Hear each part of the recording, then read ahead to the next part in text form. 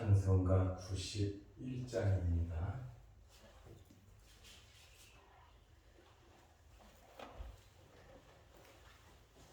찬송가 91장. 슬픈 마음 있는 사람 예수 이름 믿으며 영원토록 변함없는 기쁜 마음 얻으리. 예수의 이름은 세상의 소망이요. 예수의 이름은 천국의 기쁨일세. 거룩하신 주의 이름 너의 방패 삼으라. 환난 시험 당할 때에 주께 기도드려라. 예수의 이름은 세상의 소망이요. 예수의 이름은 천국의 기쁨일세. 존귀하신 주의 이름 우리 기쁨 되도다. 주의 품에 안길 때에 기뻐 찬송 부르리. 예수의 이름은 세상의 소망이요. 예수의 이름은 천국의 기쁨일세. 우리 갈 길 나간 후에 보좌 앞에 나아가 왕의 왕께 경배하며 멸류관을 그으리. 예수의 이름은 세상의 소망이요. 예수의 이름은 천국의 기쁨일세. 아멘. 사도신경으로 우리의 신앙을 고백하겠습니다. 전하사 천지를 만드신 하나님 아버지를 내가 믿사오며 그의 아들 우리 주 예수 그리스도를 믿사오니 이는 성령으로 잉태하사 동정녀 마리아에게 나시고 본디오 빌라도에게 고난을 받으사 십자가에 못 박혀 죽으시고 장사한 지 사흘 만에 죽은 자 가운데서 다시 살아나시며 하늘에 오르사 전능하신 하나님 우편에 앉아 계시다가 저리로서 산자와 죽은 자를 심판하러 오시리라. 성령을 믿사오며 거룩한 공예와 성도가 서로 교통하는 것과 죄를 사하여 주시는 것과 몸이 다시 사는 것과 영원히 사는 것을 믿사옵나이다. 아멘. 하나님의 말씀 마가복음 1장 21절에서 23절 말씀까지 보겠습니다. 그들이 가버나움에 들어가니라. 예수께서 곧 안식일에 회당에 들어가 가르치시매 무사람이 그의 교훈에 놀라니 이는 그가 가르치는 것이 권위 있는 자와 같고 서기관들과 같지 아니함일러라. 마침 그들의 회당에 더러운 귀신 들린 사람이 있어 소리 질러 이르되 아멘. 23절 말씀까지 보았습니다. 예수님께서 갈릴리 바다에서 4명의 제자들을 부르셨습니다. 베드로, 안드레, 야고보, 요한입니다. 4명의 제자들을 부르시고 그들과 함께 21절 말씀에 보면 가버나움에 들어가니라. 이제 시내로 들어갔다 그 말입니다. 가버나움은 갈릴리 바다 북쪽 도시입니다. 예수님께서 갈릴리 전도의 중심이 바로 가버나움이었습니다. 가버나움이라고 하는 뜻은 나훔의 동네, 또 위로의 마을이라고 하는 그러한 뜻이 있습니다. 가버나움은 호숫가에 위치해 있고 제자들이 부름받은 갈릴리 바다와 가까운 곳에 있습니다. 가버나움은 다메섹과 연결되는 교통의 요지일 뿐만 아니라 거기에는 세관이 있고 로마 군대가 주둔한 곳입니다. 이 가버나움은 베드로, 안드레, 야고보, 요한의 고향이기도 하지만 세리 마태의 고향이기도 합니다. 예수님께서 4명의 제자들과 함께 가버나움에 들어가셨고 안식일이 되자 회당에 들어가서 말씀을 가르치셨습니다. 안식일에 회당에 들어가셨다. 회당이라고 하는 말은 시나고게라고 하는 단어인데 모임과 회중을 뜻하는 명사입니다. 예수님 당시에 회당이 팔레스틴 안에 몇 개나 있었는가? 학자들은 480개 정도, 500개 미만, 이렇게 500개 가까이 회당이 있었다고 말을 합니다. 예수님께서 공생애를 시작하면서 그 사역을, 말씀을 가르친 곳이 바로 회당이었다 그 말입니다. 물론 길가에서도 가르치셨고 가게에서도 가르치셨고 또 시장에서도 공터에서도 가르치셨고 안식일에는 회당에 들어가셔서 회당에 모인 사람들에게 말씀을 가르치셨습니다. 안식일은 금요일 저녁부터 토요일 저녁까지 이스라엘 사람들은 하루의 시작을 저녁 해 떨어진 시간부터 시작을 합니다.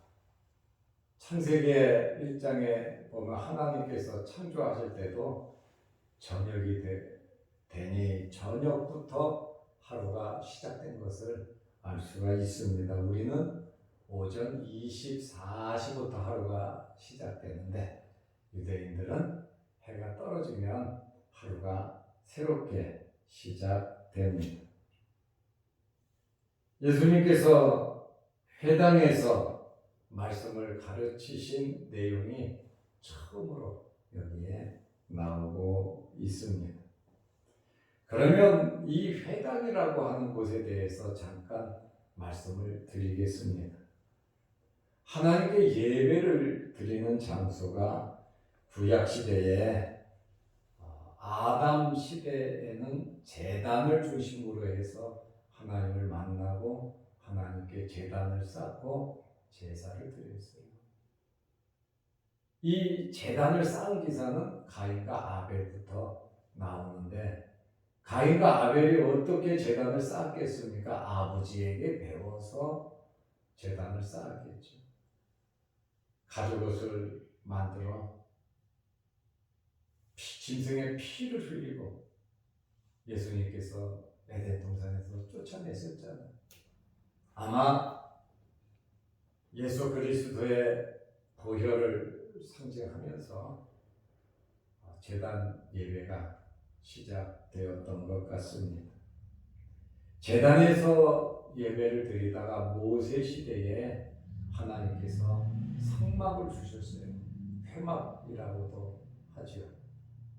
성막을 중심으로 해서 법궤, 또 여러 가지 제단 부속 기구들, 모세가 천국을 바라보면서 하나님 나라의 모형으로 이렇게 성막을 만들었습니다. 그래서 모세 시대 때부터 회막을 중심으로 해서 제단을 쌓고 하나님을 섬겼습니다. 그러다가 솔로몬이 성전을 짓고 성전 중심으로 예배가 바뀌어졌습니다. 그런데 586년 바벨론에 의해서 예루살렘이 멸망하고 성전이 파괴됐습니다. 성전이 파괴되고 나서는 성전 중심의 예배를 드릴 수가 없었습니다. 그리고 많은 사람들이 바벨론 포로로 끌려갔어요. 이방 땅에서 하나님을 어떻게 섬겨야 할까? 하나님께 어떻게 예배를 드리며 말씀을 배울 수 있을까? 하다가 생긴 것이 회당입니다. 바벨론 포로 이후에 회당이 생겼어요. 이 회당이 예수님께서 부활하시고 성령이 임하심으로 교회로 발전이 됩니다. 제단에서 하나님을 섬기던 시대가 있었고 이제 그 제단이 여러 과정을 겪으면서 교회로 완성되는 것을 우리가 알 수 있습니다. 예수님께서 나는 율법을 폐하러 온 것이 아니라 완성하러 오셨다 그랬잖아요. 그래서 제단에서 교회로 이렇게 완성이 됐습니다. 그러면 이 회당에서 무엇을 했습니까? 이 회당에서 예배를 드렸습니다. 찬송도 있었겠죠. 그리고 회당에서 율법을 교육했습니다. 평상시에 주일날 안식일에는 말씀을 강론하고 예배를 드리고 또 평일에도 회당이 쓰임을 받아서 아이들 가르치는 곳으로 쓰임받기도 했습니다. 또 재판을 하는 곳이기도 했어요. 유대인들만 모이니까 재판을 하기도 했고 그리고 평상시에도 회당은 기도하는 장소였습니다. 이 회당이 어느 쪽을 향하여 건물이 지어졌냐면 예루살렘 쪽을 향하여 건물이 지어졌습니다. 그래서 기도하는 사람들은 어디를 바라보고 기도했느냐? 이스라엘, 예루살렘 쪽 성전이 있던 곳을 바라보면서 사모하면서 기도를 드렸습니다. 그리고 회당에서 여러 가지 정보도 주고 이방 땅이니까 포로로 끌려와서 이방에서 살아가면서 유대인들의 부심점이 바로 회당이 되었고 그곳에서 구제를 하기도 했습니다. 어려운 사람들이 있으면 회당에서 도와주었고 또 많은 변론, 대화를 나누는 장소이기도 했습니다. 그래서 회당을 구분해서 예배드리는 곳과 교육하고 변론하는 장소가 구별이 되어 있었습니다. 그리고 회당은 보통 9명을 유대인 가장 9명, 남자들 9명, 보통 10명이라고도 합니다. 그러나 9명이면 회당 구성 요소가 됐단 말이죠. 보통 10명이라고 자료들은 또 쉽게 나와 있기도 합니다. 그래서 가장 10명이 모이면 회당을 만들었고 거기에는 회당장이 있어서 예배를 주관하기도 하고 관리하기도 하고 들어오고 못 들어오고 출입문 역할도 하는 사람들이 바로 회당장이었습니다. 이 회당이라고 하는 것은 유대인들에게 있어서 없어서는 안 될. 왜? 성전이 파괴되고 없어졌잖아요. 그러나 이방 땅에서 하나님을 섬길 수 있는 짐승을 잡아서 제사하고 제단을 쌓을 수 없기 때문에 혐오 시설이 되어버린단 말이에요. 이방 땅에서. 또 그들의 종교적인 마찰이 있고 그러다 보니까 회당을 중심으로 해서 유대인들이 모여 있었고 또 바벨론에서 귀환한 후에도 그들이 회당을 만들어서 하나님을 섬기는 지역에서 그러니까 성전 중심이 아닌 이렇게 회당 중심으로 바뀌었던 것을 우리가 알 수 있습니다. 그래서 예수님 당시에 회당이 480개 정도 있었다라고 하는 그러한 자료가 있습니다. 예수님께서 회당에서 하나님의 말씀, 여기 22절에 보면 그의 교훈에 논란이 뭇사람들이 예수님의 교훈, 이 교훈은 말씀이죠. 하나님의 말씀을 어떤 회당에서 모세의 율법을 가르치기도 하고 또 선지서들을 읽기도 하고 강론하기도 했습니다. 예수님께서 누구십니까? 하나님의 아들이십니다. 성자 하나님 되시고 말씀이란 말이죠. 말씀이신 예수님. 말씀 자체, 말씀의 본체이신 예수님께서 말씀을 하셨다는 거예요.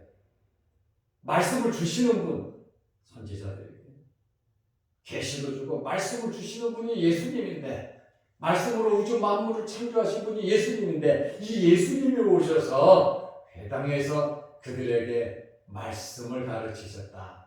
이것은 엄청난 놀라운 사건이죠. 말씀이 육신이 되어 회당에 들어가셔서 그들에게 말씀을 가르치셨다. 이는 그가 가르치시는 것이 예수님께서 가르치시는 것이 권위 있는 자와 같고 서기관들과 같지 아니함이려라.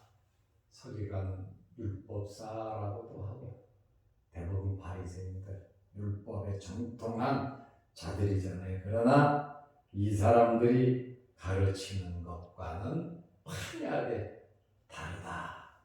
누가 이것을 읽겠습니까?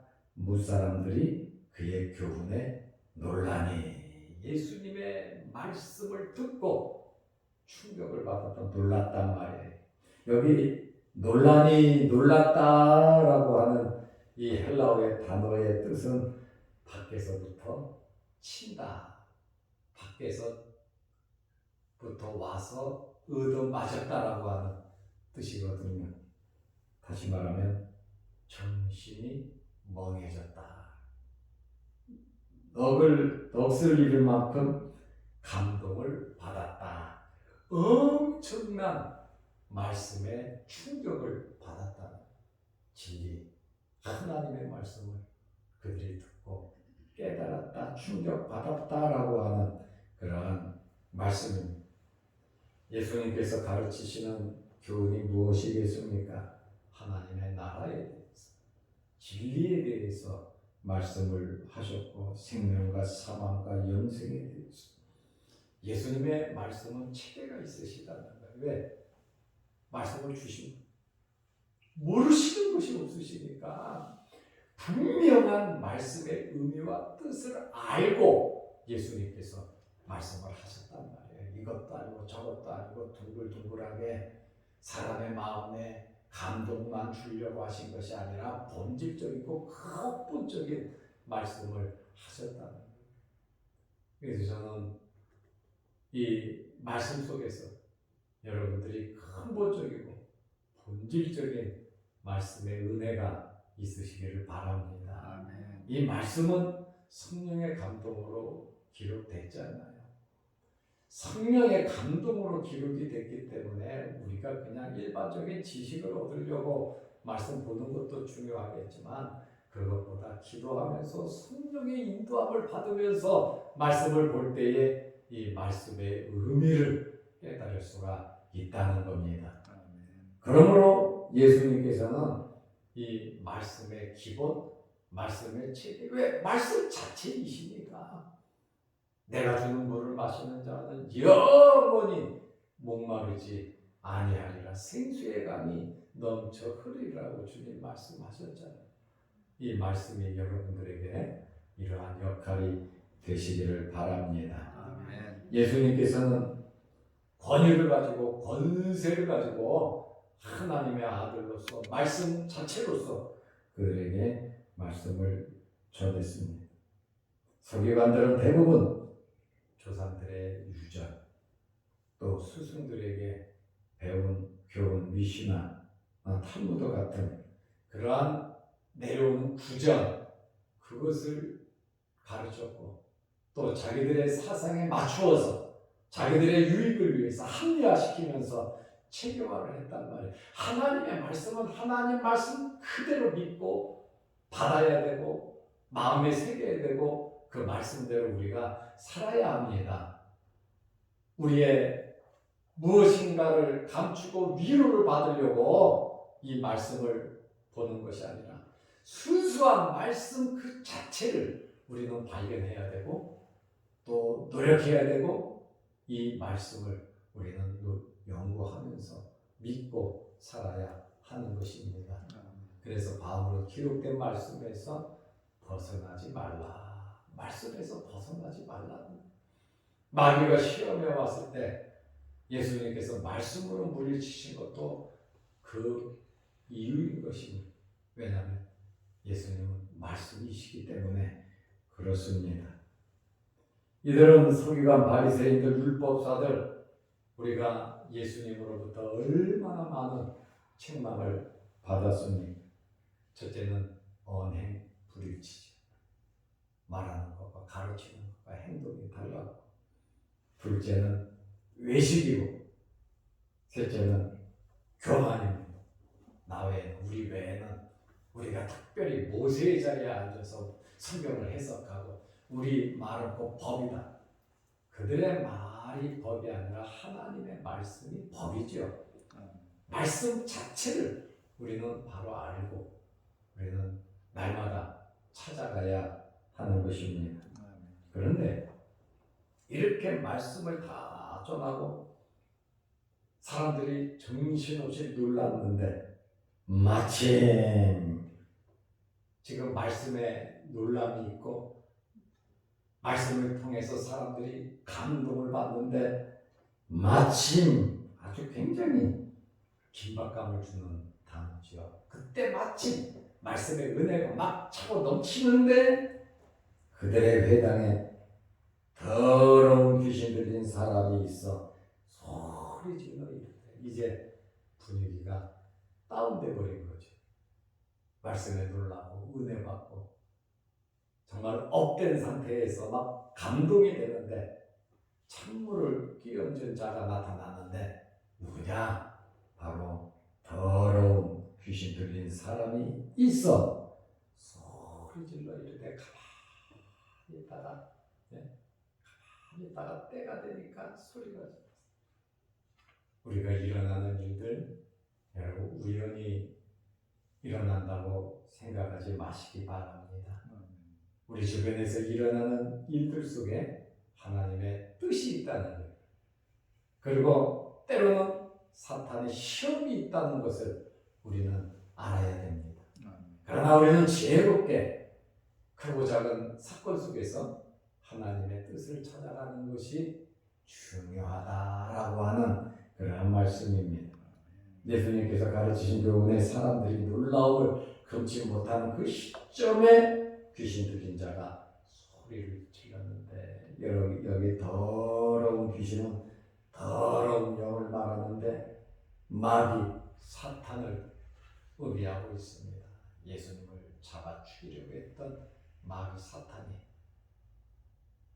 사람 속에 들어가서, 사람 몸속에 들어가서 방해를 하는 그러한 모습을 보게 됩니다.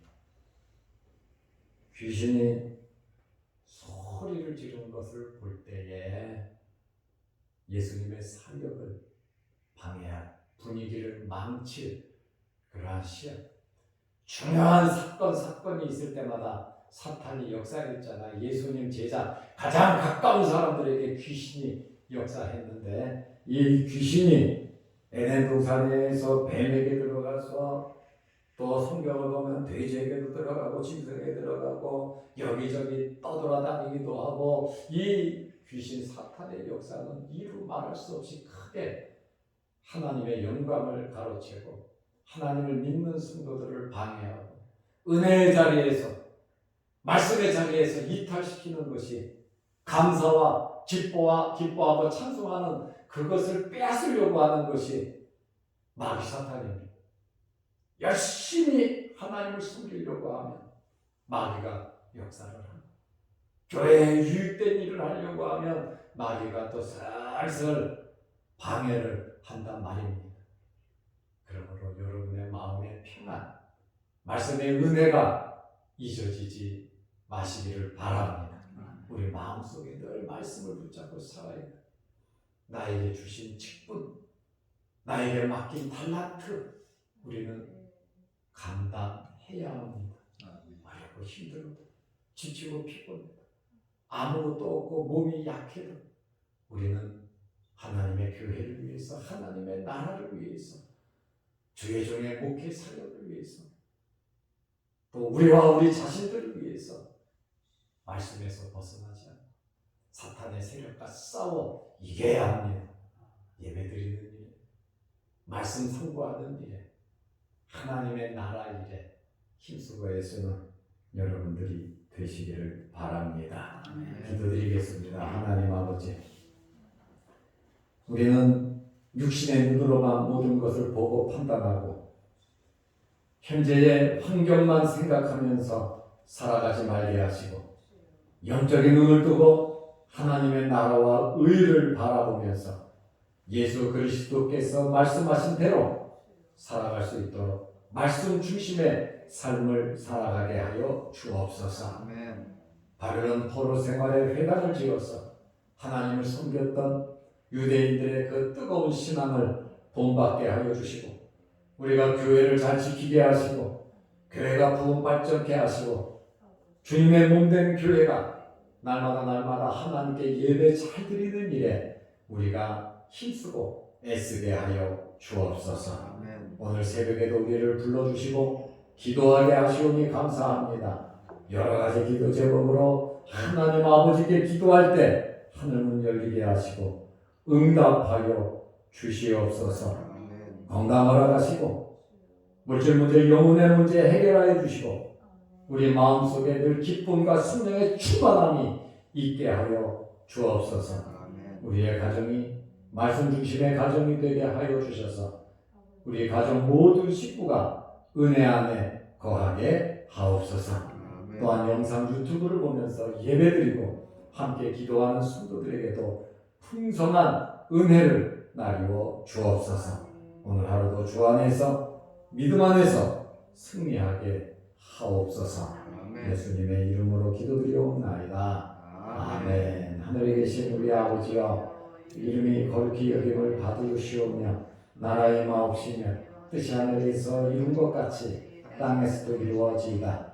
오늘날 우리에게 일용할 양식을 주옵시고, 우리가 우리에게 주시는 자를 사르킨 것 같이 우리 죄를 사하여 주옵시고, 우리를 시험에 들게 하지 마옵시고 다만 악에서 구하옵소서. 대개 나라와 권세와 영광이 아버지께 영원히 있사옵나이다. 아멘. 자비로 기도하시기 바랍니다.